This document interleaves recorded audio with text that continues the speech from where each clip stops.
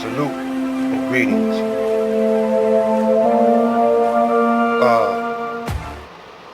We're going to get into some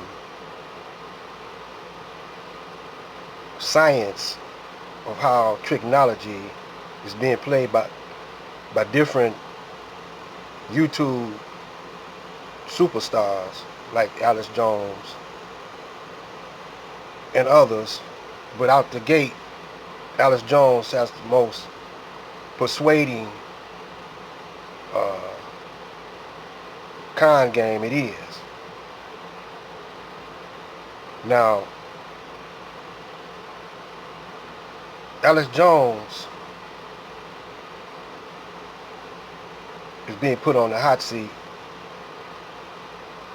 because he rallied around Donald Trump. So it's a war between the Texans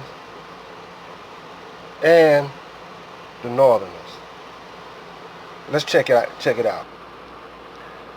Alex Jones getting ready to get into his tricky rap. Watch carefully and listen carefully. We like ourselves and we like who we are, and we've survived a bunch of people trying to take us out for 500 years, and we're not going to go down, and we're proud of ourselves. You want to work with us? If you're anybody in the group, that's great. But you want to come in here and tell us what to do? We're going to throw your ass out. And if you stop that, we're going to kill you. And that's what the Poles are doing. And that's what the Hungarians, because they've been invaded for 1,400 years by Muslims. And they know it when they hear again that white people are bad, you better let the Muslims in to run your life. They say, you know what? I can't go to a Muslim country and say, I'm going to run the whole show. I'm pulling my knife out and I'm fighting to the death. And they're winning. So I want identity for everybody. I want everybody to have their culture and have their strength. And if you've got white children, you know, tell them, don't ever be proud of the fact you're white and lay down to people telling you you're bad. No, we're all being racially targeted and discriminated against as white people. So we have to then stand up for ourselves and get past the peer pressure and say, this is what you're doing, shut the hell up. And they are working with a really nasty group to take us down. Oh, I'm sorry, no, I'm not a racist. Let me suck your boots. That's not going to happen either. And that doesn't mean we just bring in 100 million people in 10 years. And, no, you can't, because the left's brainwashing them to be racial and hate whites. You absolutely can't. Because the majority of people being brought in right now are being totally made dependent and brainwashed and used to drive down wages and to be racially based. That doesn't mean you become a leftist bleeding heart and run around apologizing, because you're white. You don't then run around and put swastika armbands on either, in my view. You say, damn it, here's the scam they're running. Don't we want to be smart enough to not do this and be a bunch of idiots? And then if we fail, and 20 years from now I'm in some white redoubt with my family, because I've got to be, and a giant group of people that aren't white are coming to kill me, I'm going to fight and fight hard. Damn well, you better believe it. They choose to be racial. They choose to run their flags that way. They want to fight. They'll get one. But that didn't come at me because I'm white. It won't be all the other brown people that didn't choose to be with that pirate horde. And right, all of white people. And whites need to reject it and get in the face of it and get in the face of the left pushing. You're trying to start a civil war with people. You're taking our kindness for weakness.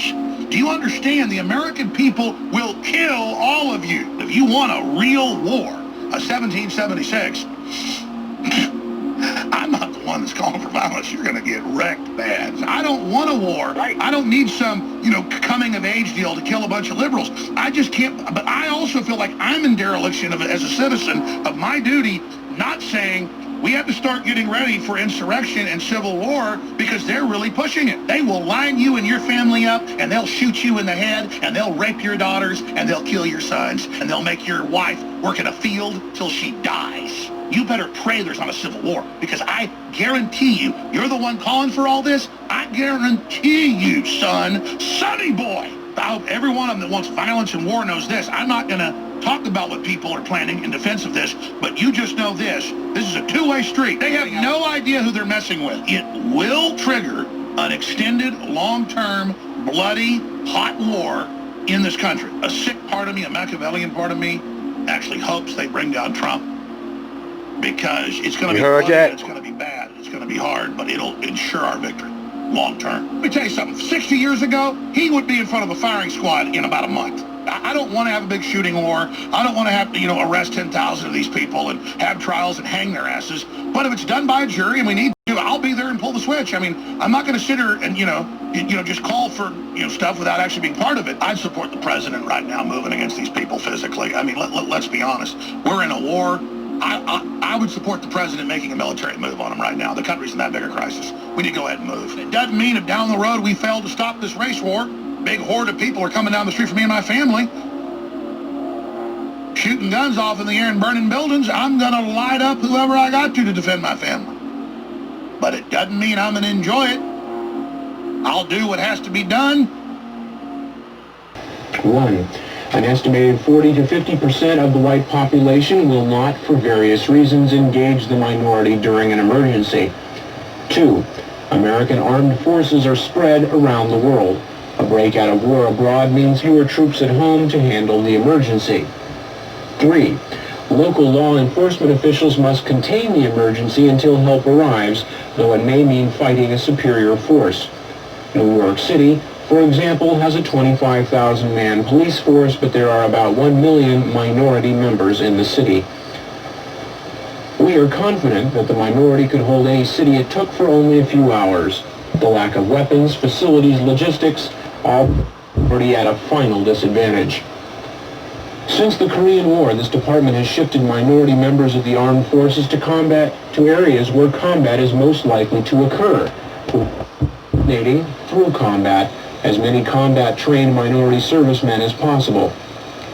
Today, the ratio of minority member combat deaths in Vietnam, where they are serving as, quote, advisors, unquote, is twice as high as the minority population ratio to the rest of America. Below is the timetable for King Alfred as tentatively suggested by the JCS, Joint Chiefs of Staff.